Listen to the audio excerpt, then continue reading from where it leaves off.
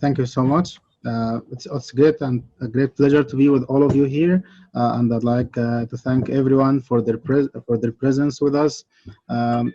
as a matter of fact, I'd like to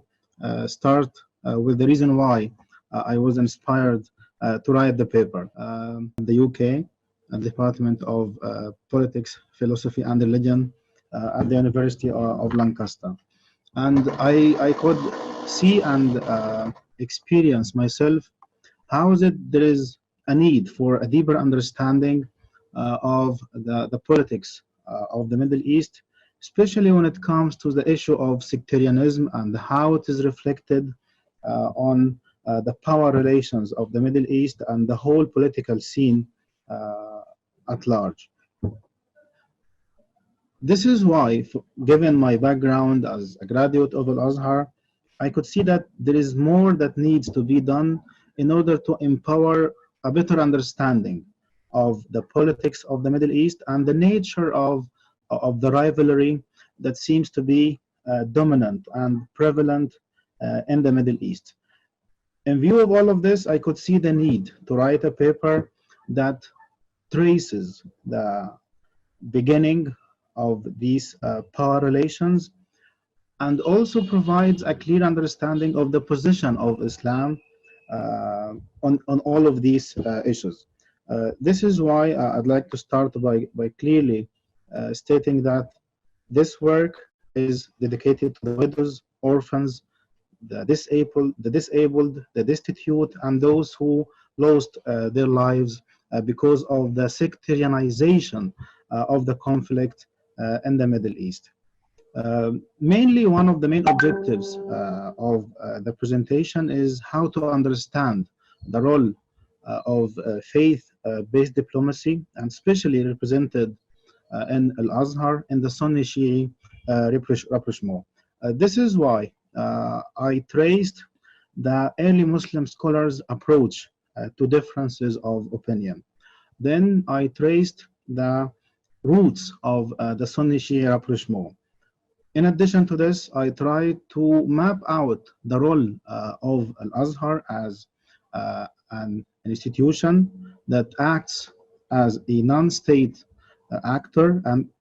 especially in view of the fact that it can be seen as a faith-based institution that plays a role in shaping the nature of the international relations of the Middle East, and this is something that I looked into in the paper. Then I looked more into a very significant fatwa that was issued by the Grand Sheikh of Al-Azhar, Sheikh Shaltut, may Allah have mercy on him, and his fatwa regarding the Shi'i madhab, which he issued in the year 1959. Then I looked into other efforts and other endeavors regarding the Sunni Shi'i rapprochement that followed this, and how it was very vital that even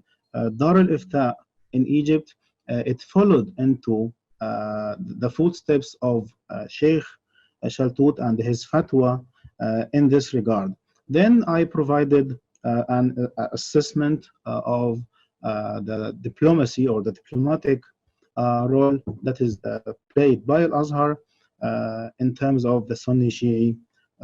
rapprochement. A very important point that I'd like to stress here at the very beginning is how is it on the 28th of February in the year 2017, Sheikh Ahmad Qabalan, who back then was the representative of Lebanon's Shi'i Higher Council, he stated that in a televised speech, he stated the following: Al-Azhar represents me and represents in Iran and Najaf in Iraq. So the statement was part of a speech that Qabalan delivered at the two-day International Interfaith Conference on Freedom and Citizenship, Diversity and Integration, which was organized by Al-Azhar in Cairo. We can clearly see that the Shia official also called for a return of Egypt to its role as a guide of the Arab and the Muslim world and invited both Bahrain and Riyadh to talk to each other and to bridge the gap in an effort and as a response to all the situation that is unfolding in Iraq and beyond. Definitely, such statement at such a conference embodies one of the main manifestations of intra-Islamic dialogue and brings at the very forefront the notion of the Sunni-Shia rapprochement, especially in light of the violence that is witnessed in a war-torn country such as Iraq and others, which is allegedly attributed wholly or partially to the Islamic sectarianism. This is why the chapter constitutes a sincere endeavor that seeks, through employing an analytical approach, to make a humble contribution towards a better academic understanding of the role of the 1,000 years old Islamic institution of Al Azhar and its thought in the Sunni Shia rapprochement. In addition to this, it is hoped that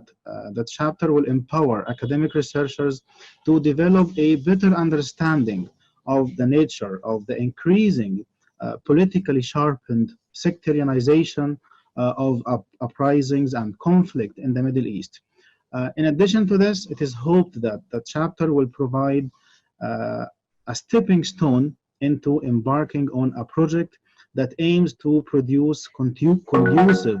desectorization and peace-building strategies. With that in mind, the chapter is structured in a number of points following the consequent or the subsequent line. There is the introduction, then, as I mentioned earlier, early Muslim scholars' approach to differences of opinion, in addition to tracing the roots of the Sunni Shia rapprochement, furthermore mapping out the role of the institution of Al-Azhar in the Sunni Shia rapprochement with a focus on the significance of Sheikh Shaltut's fatwa on the Shia, actually on the permissibility of performing acts of worship according to the Shia Ja'fari madhab, which was issued in the year 1959. Then I looked into further endeavors that followed in consequence of the fatwa of Sheikh Shaltut. Then I came up with an analytical and critical assessment of the role of Al-Azhar as a case study when it comes to the Sunni Shia rapprochement. Then I concluded with a number of recommendations that would, as I have mentioned earlier, that would be constituting a stepping stone into practical and conducive strategies when it comes to the desectarization of many conflicts in the Middle East. Thank you so much. Hossam, can I ask a question? Definitely. From your perspective and from your research, do you believe that firstly, I want to know what you think the difference between sectarianism and sectarianization is for the benefit of everyone in the chat. And secondly, do you believe that the main issue with sectarianism in the Middle East is the Sunni-Shia divide? And I'd like to hear, given John McHugo's research interest in this, after your answer, I'd like to hear his opinion as well. So yeah, please. Yeah, this is definitely a very important question, Osama. And this is one of the main and essential reasons why, as a matter of fact, I wrote the paper, because I could see the need to challenge an overarching assumption that all the conflicts in the Middle East, they are due to this very long-standing dispute, which is mainly religious. This is, I do think that it is very I want to be politically correct, but it's very reductivist of what is happening in the Middle East. And this is why for the IR studies to be really effective and worthwhile and be in a position to come up with a better understanding of what is happening, and then we would be empowered to deal with the unfolding events. We need this correct understanding of what is happening, and this is why I highlight this comparison, if you like, between sectarianism, which alludes the meaning that it has always been there, and this is like something inherent in Islam, which is totally not true. Rather, what is meant by sectarianization, this active process of using sect-related identities, and then shaped by political actors operating within specific contexts, pursuing political games that involve the mobilization of popular sentiments around, as I mentioned, around particular identity marks. And in this, I referred to the book of mapping out the politics of the Middle East, understanding the sectarization, which is by Nader Hashemi and Postel, which is a both published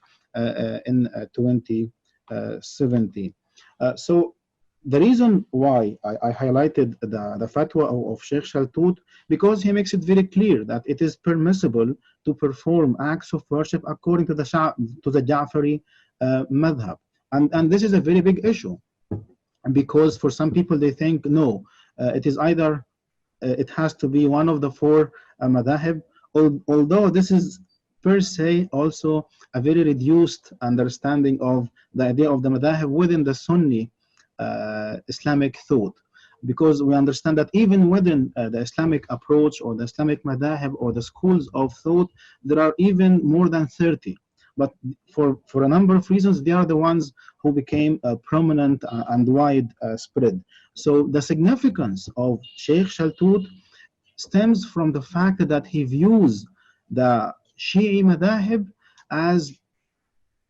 equal to the idea of having madhahib even within the Sunni approach or within the Sunni stream of thought. So he only views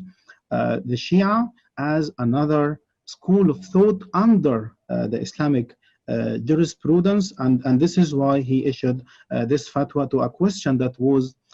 directed or that was raised to him, and he gave the answer that yes, it is only another school of thought, and there needs not to be this division over such an issue, and this is why it's a very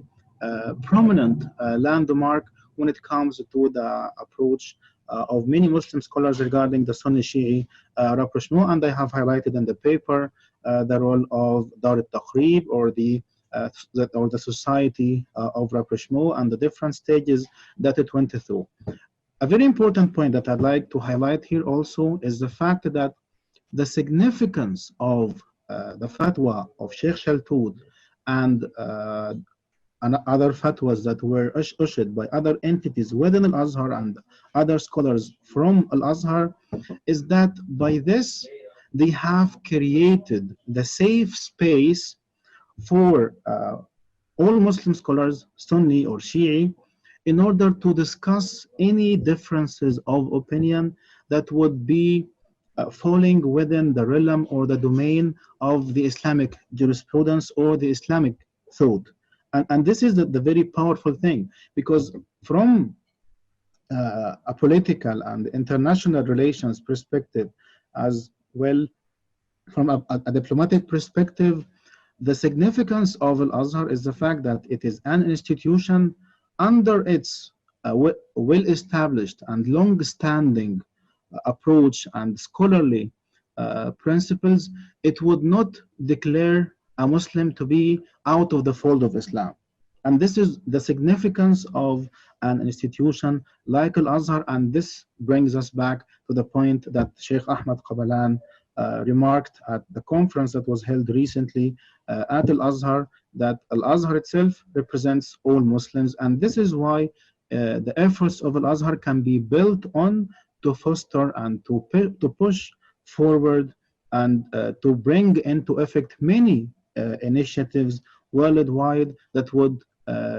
be worthwhile in tackling the violence that is taking place in the Middle East.